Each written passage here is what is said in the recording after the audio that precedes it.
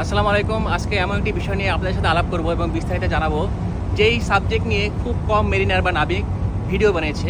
কারণ বিষয়টা একটু সেনসিটিভ বা নাজুক বলতে পারেন। বাট আমরা যে মানুষ বেঁচে থাকি আমাদের দৈনন্দিন জীবনের সাথেই ওতপ্রোতভাবে জড়িত। এই যে আমরা জাহাজে 22 জন নাবিক এখন আছি এবং জাহাজ পোর্টে গেলে নানা রকম ভিজিটর থার্ড পার্টি আসে, তো এদের মলমূত্র বা সোজা বাংলায় প্রস্রাব পায়খানা কোথায় যায়? তো আপনাদের মনে সহজেই যে সলিউশনটা আসবে শর্টকাটে, এই যে আমার পিছনে প্রশান্ত মহাসাগর, যার বিশালতা প্রায় 16,50,00,000 বর্গ কিলোমিটার, তো এই সমুদ্রে সরাসরি ফেলে দিলেই তো হয়। কিন্তু সমস্যা হলো, মানুষের যে প্রস্রাব পায়খানা সেটা সমুদ্রে সরাসরি গেলে সমুদ্রে বসবাসকারী নানা ধরনের প্রাণী, যেমন মাছ, সাইক্লোন প্লান্টন, যেটা পৃথিবীর 70% অক্সিজেন উৎপাদন করে, তাদের ক্ষতি হয়। তো এই ক্ষতি থেকে বাঁচার জন্য, যদিও এখানে কোনো সিসি ক্যামেরা নেই, নেই কোনো মার্চেন্ট ভেসেল, ল্যান্ড নেই, আইল্যান্ড নেই, ইভেন কি ফিশিং বোটও নেই, কেউ দেখে না, তারপরেও আন্তর্জাতিক বিধিমালা মেনে চলার জন্য, যেমন IMO, international maritime organization, MEPC, marine environment protection committee, তাছাড়া কোনো একটি জাহাজ যখন কোনো দেশের নামে রেজিস্ট্রি হয়, ফ্ল্যাগ স্টেট বা পোর্ট রেজিস্ট্রি, যেমন আমাদের জাহাজটি পানামা রেজিস্ট্রি, তাদের কিছু বিধিমালা আছে। একটি জাহাজ যখন তৈরি হয় এবং জাহাজটি যখন মৃত্যুবরণ করে স্ক্র্যাপ ইয়ার্ডে, তো এর পিছনে থাকে ক্লাসিফিক সোসাইটি, যেটা জাহাজের মানদণ্ড মনিটর করে এবং তদারকি করে। তাদেরও কিছু রুলস রেগুলেশন আছে। যেই জাহাজগুলো ইন্টারন্যাশনাল ভয়েজে যায় বা আন্তর্জাতিক রুটে চলে, সেই জাহাজে পরিবেশ রক্ষাকারী একটি উপাদান হলো সিওয়েজ ট্রিটমেন্ট সিস্টেম, যা জাহাজের মানুষের মলমূত্রকে পরিষ্কার করে পরিশোধন করে তারপরে সমুদ্রে নিক্ষেপ করে। জাহাজে যত ধরনের তরল বর্জ্য আছে এটিকে দুইভাবে ভাগ করা হয়েছে।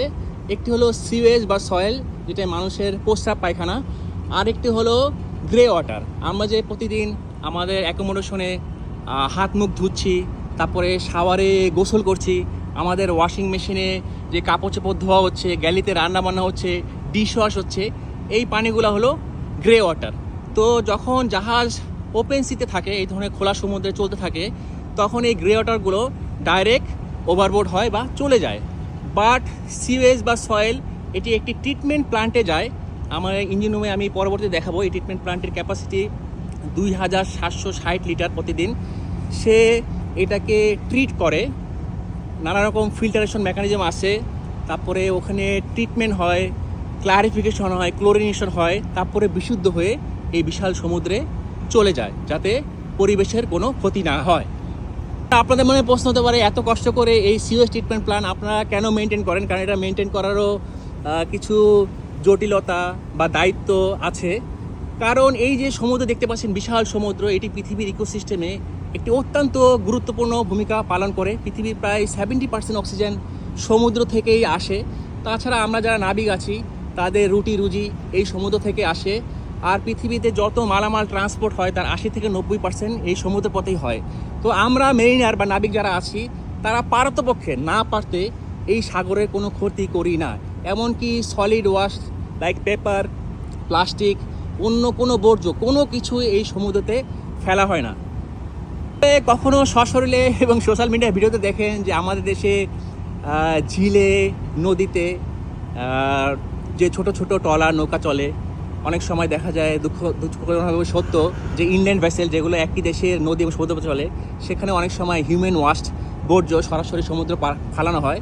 ব্যাপারটা যদিও দুঃখজনক, বাট এই ধরনের মার্চেন্ট কমার্শিয়াল ভেসেলে, যেগুলো আকারে হিউজ, সেই ধরনের জাহাজ জন্য আন্তর্জাতিক বিধিমালা মেনে চলতে হয়। There is no shortcut. এবং এগুলো দেখার জন্য, মনিটর করার জন্য, তদারকি করার জন্য বিভিন্ন ধরনের অথরিটি ইনভলভ থাকে। চলুন তাহলে কথা না বাড়িয়ে আপনাদেরকে ধীরে ধীরে ইঞ্জিন রুমে নিয়ে যাই।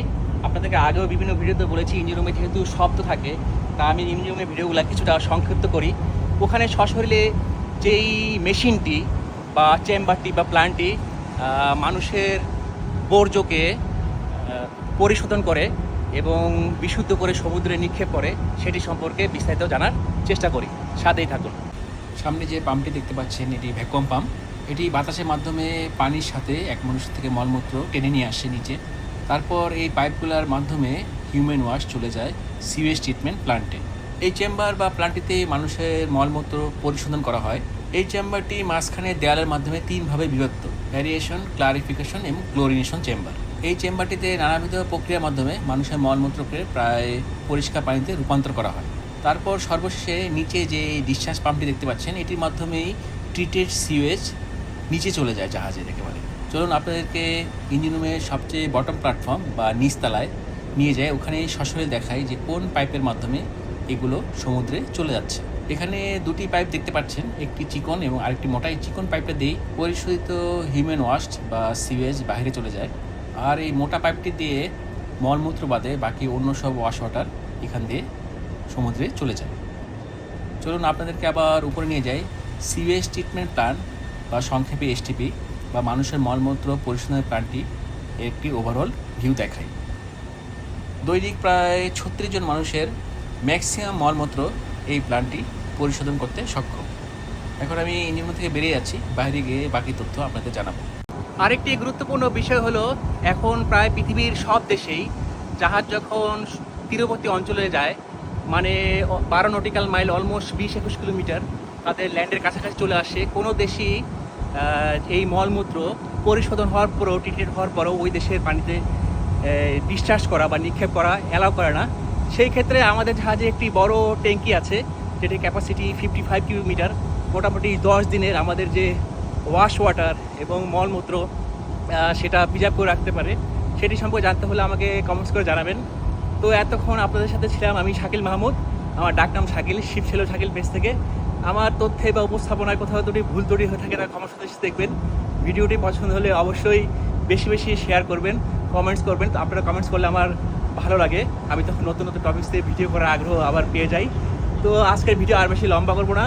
অন্য কোনো সাবজেক্ট যদি কিছু জানতে চান, স্পেশালি গ্যাস বহনকারী জাহাজ সম্পর্কে, যেহেতু আমি এই মুহূর্তে পৃথিবীর সবচেয়ে বড় এলপিজি গ্যাস ট্যাঙ্কার জাহাজে চাকরিরত আছি, তো অবশ্যই জানাবেন।